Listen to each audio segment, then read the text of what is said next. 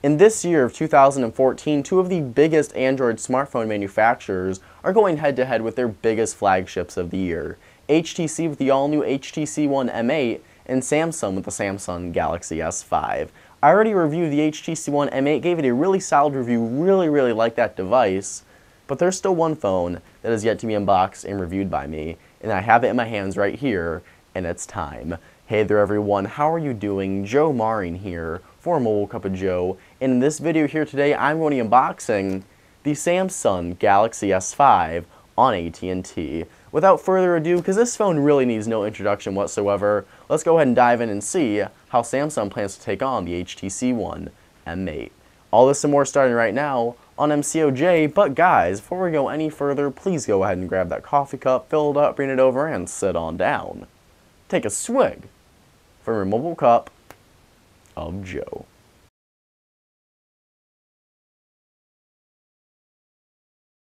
Alrighty, and here we go with my unboxing video finally for the Samsung Galaxy S5, which kind of blends into the wood on this table right here, kind of camouflages itself. But big thank you to my friends and pals over at AT&T for hooking me up with this device right here, and I'm just actually pretty excited to get my hands on this.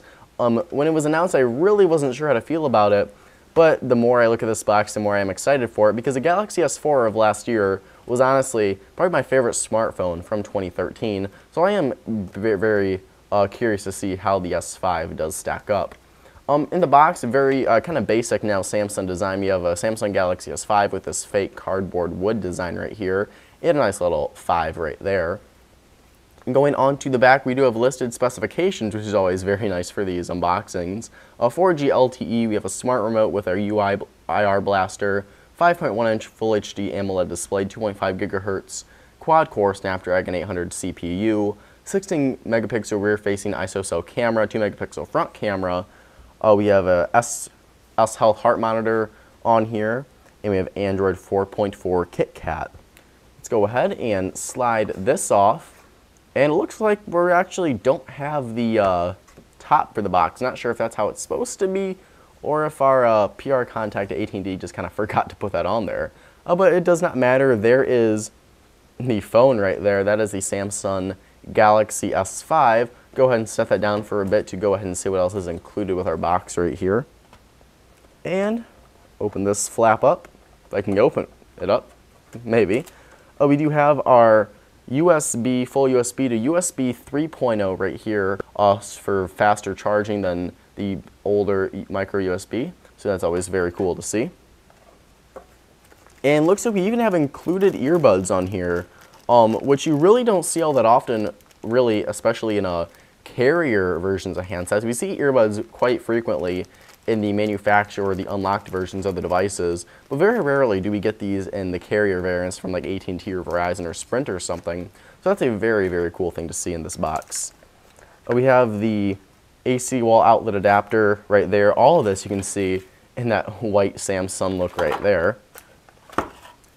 Take this out of the box. We have Samsung Galaxy S5 something or another, not really sure.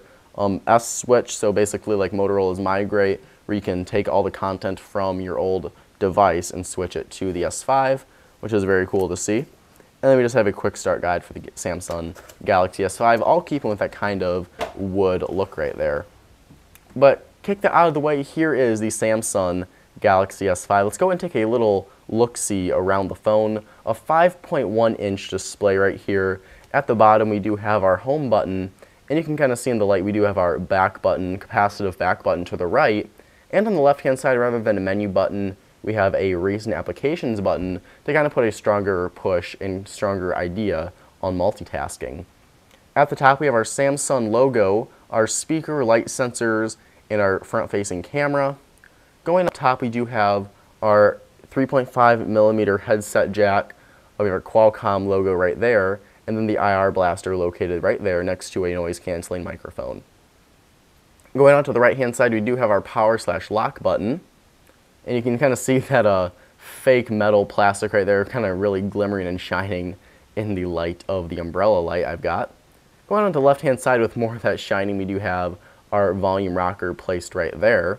Going on to the bottom, we have a flap covering the micro USB port right there, as you can see. Now this cover is here because you have IP67 waterproof and dust resistance on here, which is really cool, especially if you're very rugged with your phones. This is fully submergible, dust resistant, so very good foam for those of you who are very active. And if we go on to the back, we see that we have kind of a different design language with the plastic here. This is still plastic, but it's more of a textured grip plastic, and you can kind of see those dots all around it. So that this is kind of like the faux leather we saw in the Note, except for instead of that faux leather look, it's still that soft kind of grippy plastic, but we do have these dots all around it. And then of course Galaxy S5 logo and our AT&T logo right here. Now when I first saw this, I thought it looked god ugly, especially that gold one, which easily deserves this nickname of the Band-Aid version. But as I look at it in person, I really could get behind this. This kind of a navy-ish, grayish model right here looks really decent actually in it. And this is something I think I could get behind. I might have to spend more time with it, but it really isn't as awful as I thought it was going to be. We have our 16 megapixel ISO cell camera sensor right here with that heart rate monitor, and next to it our LED flash. And I'm very interested to see how this camera does work because Samsung is really touting it, so it will be very cool to see how well it does really stack up. And of course you have our sad little speaker grill right here, which is a big disappointment coming from the HTC One M8's boom sound front-facing speakers. We do have that kind of iconic by now, that teeny tiny speaker right there, so hopefully, cross my fingers, we'll be able to get some fairly decent audio out of that. But let's stop talking about the design. Let's turn this bad boy on and see what the software is like. We still have TouchWiz on here, and you can see actually powered by Android. Seems like these companies are really following, listening to Google, and they want that on there because we do see it. A new Samsung boot animation, it looks like, and our iconic AT&T jingle right there. We'll go ahead and hit next for now. We'll enter all this information later. Got Google? No. Well, I do, but I'll go ahead and make this stuff entered all later. This one belongs to Joe Maring. And we still have those very, very annoying Samsung touch sounds. Skip that. Next, we'll enter all this stuff later. Skip AT&T locker.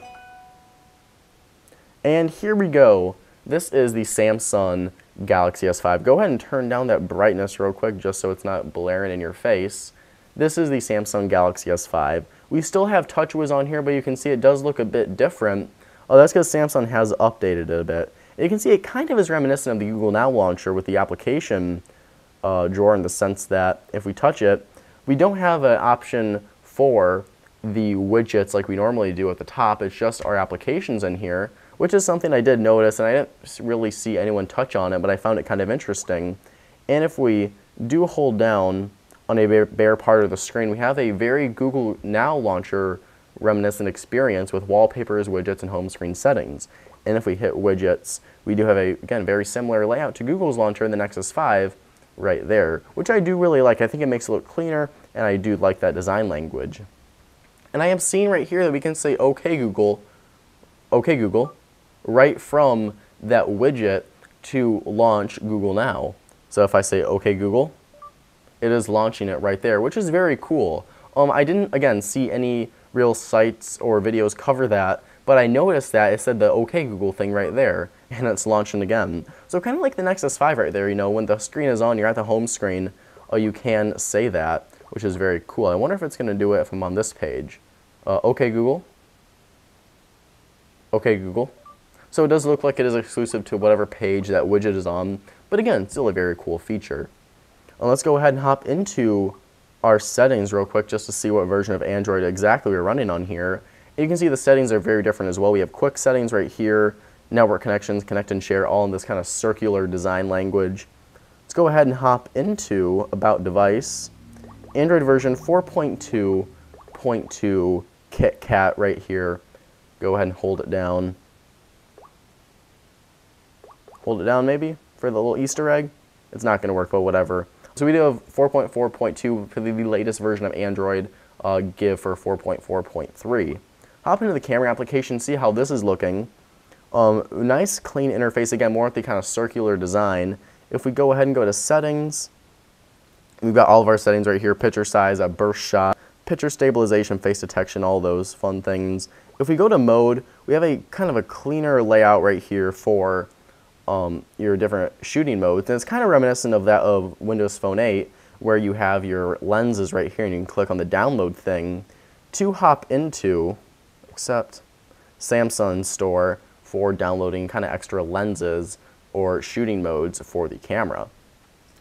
Now let's go and look at that display. 1920 by 1080p Full HD Super AMOLED technology. Again, the colors are right out there. The colors are screaming at you, popping out at you. But I gotta say, it does look mighty darn beautiful. I've always been a really big fan of that kind of oversaturated, over-colorful look of TouchWiz, and it is still alive. It's still kicking here in the Galaxy S5. Swipe over all the way to the right, and we do have the My Magazine application, which is kind of like an answer to Blink Feed on the HTC One M8, so we'll have to give that a shot as well in the full review of the S5. Looking at the minute marker right now without editing, we're at over 10 minutes now, so I'm going to go ahead and have to end this video right now because I don't want to get too far into it. There's a lot I want to talk about, but I'm going to test this out for a couple weeks and then get back to you guys with my full thoughts on the S5. If there is anything at all you'd like to see me cover in my full review, please let me know down in the comments below. I'll do my best to touch on that when the full review time does come around.